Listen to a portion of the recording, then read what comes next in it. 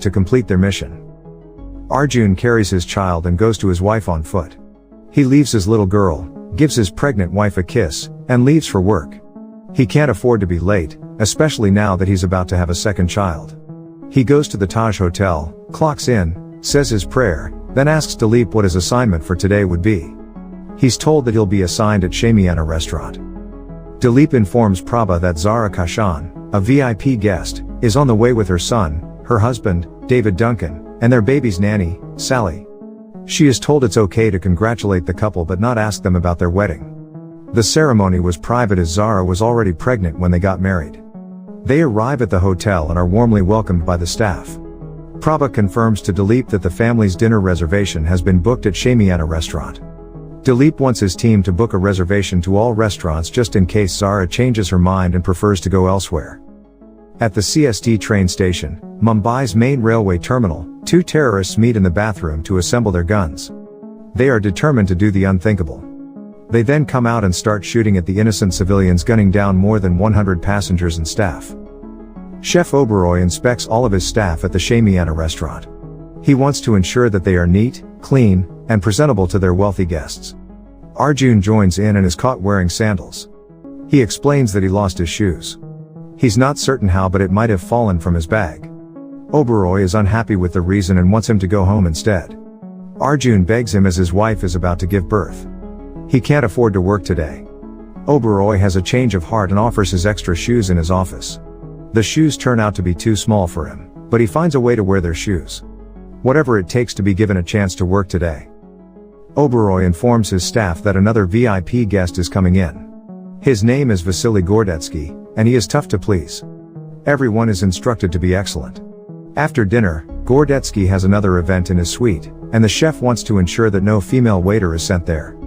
The guest is known to hire escorts to be with him. He does not want to commit the same mistake again. Arjun volunteers to serve the guest for tonight, but Oberoi gives the task to Sanjay, who's more than happy to oblige. Sanjay is asked to get a bottle of cognac outside the hotel. On his way, he's happy to share with a friend over the phone that Gordetsky is back. These VIP guest escorts have always been top-notch. While preoccupied on the phone, he is almost hit by a cab hired by two terrorists. Sanjay and the driver then get into it. Both are cussing each other about who is at fault. The terrorists casually step out of the car to not get attention. They then walk away and, without warning, start shooting at random strangers. A hand grenade is also thrown at a nearby restaurant where tourists Bree and David are eating. Luckily, they survive the blast, but not everyone made it. Pandemonium breaks out as everyone runs for their lives. Some end up in front of the Taj Hotel, but they are stopped by the security personnel. They can't just allow strangers to come in without reservations. The hotel is private, after all. Dilip interferes and lets everyone know inside, knowing there's chaos. Without everyone's knowledge, 4 terrorists are among the crowd. They blend in and go their separate ways to accomplish their unspeakable mission. Everyone in the hotel is now in jeopardy. Tourists Eddie and Bree just survived the attack at the restaurant earlier. They're glad to be allowed to get it in the Taj Hotel together with the other survivors. Still, the hotel staff is unable to find their reservation. As they are about to look for someplace to go, the terrorists start shooting at everyone within the vicinity. Eddie and Bree are separated. Arjun sees what's going on. He can't believe what he just noticed in the restaurant. Guests are being executed. He immediately asks that the lights in the restaurants are switched off. He tells the guests to hide under the table. The terrorists can't know that guests are hiding in the restaurant. David tries to contact Sally, but the nanny is taking a shower at this time and is unaware that they are in danger. David keeps calling until Sally can answer. Due to a bad signal, she is not able to get the message. Instead, she opens the door when she hears someone knocking, thinking it's the doctor that they asked for earlier to check the baby. Sally finally realizes something is wrong when a wounded woman enters the suite without asking for permission. The terrorist manages to get in, finds the wounded woman, and finishes the job. Sally then hides together with the baby in a closet. They are almost caught as the baby is crying. She does her best to prevent the baby from making noises. When the terrorist leaves, Sally gets a hold of David and tells him what just happened. David is stunned and decides to leave the restaurant to go to his suite and save the baby. He can't afford to just hide there safely while his baby's life is in danger. Arjun tries to stop him, but he insists. He has made up his mind.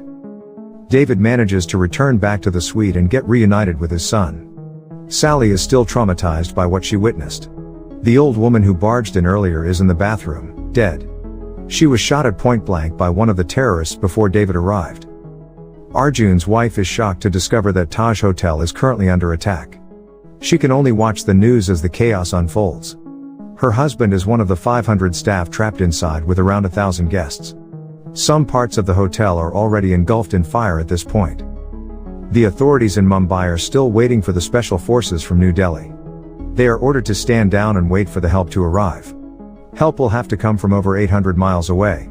While 2 police officers, part of the squad that was sent to help, are discussing their next move, Eddie jumps from the window. He screams for help as Bree is still inside. Some of the officers decide to make a move and get inside. A hand grenade is thrown in their direction, followed by gunshots. Oberoi gathers his staff and gives them an update on what's going on. There is a way out, after all. He lets them know they are free to leave and be safe with their families if they want to. He will not take it against them should they decide to go. They can also choose to stay and help the guests who are trapped. To his surprise, most of the staff decide to stay. They are willing to risk their lives to help save the guests.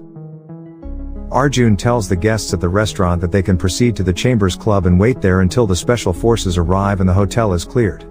He guides them safely to the club, where they are united with Chef Oberoi. Oberoi assures everyone that it's just a matter of time before help arrives. He has direct contact with an officer who is also communicating with a reinforcement from New Delhi.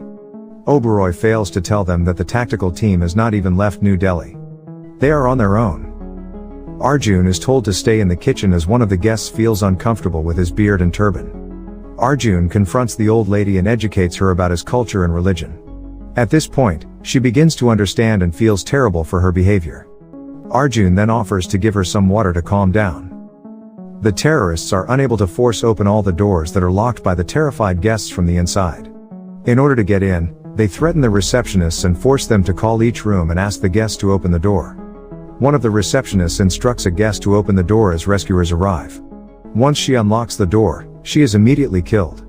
Feeling bad for what she did, the receptionist refuses to continue calling the guests, and she is then mercilessly executed. Bree is taken to the club. She is badly wounded and in need of immediate medical attention. The only way for her to survive is if she's taken to the nearest hospital. Arjun volunteers to take her and guide her out of the hotel. On their way, they come across 2 police officers who think Arjun is one of the terrorists. Arjun explains that he's a hotel staff and not a terrorist. By the time they believe him, Bree runs away and exits the door. She is killed by the terrorists. The officers proceed to the CCTV room to have an overview of what's going on inside. This gives them the leverage on how to approach the crisis while waiting for reinforcement. David and Sally are being chased by one of the terrorists. David helps Sally and the baby hide while he allows himself to get captured. Better him than them. One of the terrorists pretends to be part of the squad that is sent to rescue the guests. While hesitant initially, Oberoi is convinced that the person knocking is a police officer. When he is about to unlock the door, Arjun can contact him and warn him not to open the door. Arjun can see from the CCTV who is knocking. The guests are then asked to take cover. The 2 police officers engage in a gunfight against the terrorists and manage to injure one of them. Zara is tired of waiting for the special forces to arrive. She knows that her family is in danger. Oberoi tries to stop her, but she has made up her mind. Zara and some of the guests then leave the club. Moments later, Zara and Vasily are captured. They are taken where David and the rest of the hostages are. All of them are tied behind their back. They are to be executed. David tells Zara that their son is hiding in a utility room with Sally. David attempts to get up and gets shot. While looking at the CCTV, Arjun notices that some of the guests are headed toward where the terrorists are. He immediately stops the guests from running into them and guides them to the club. Imran, one of the terrorists who is injured, receives an order to execute all of the hostages. He grabs his pistol and starts killing the guests. In a desperate move to stop Imran, Vasily bites his ankle. Imran is hurt but manages to shoot Vasily. The VIP dies right away. Zara is the next to be executed, but Imran loses the courage to complete the task. Zara manages to untie herself and escape. She goes immediately to where her baby and the nanny are supposed to be hiding. She recalls what her dead husband told her. She is devastated as they are nowhere to be found. The area is on fire, and the smoke is starting to suffocate her. As a mother, she is desperate. She does not know that Sally and the baby are safe and are now together with the other guests evading the terrorists who are closing in. They then manage to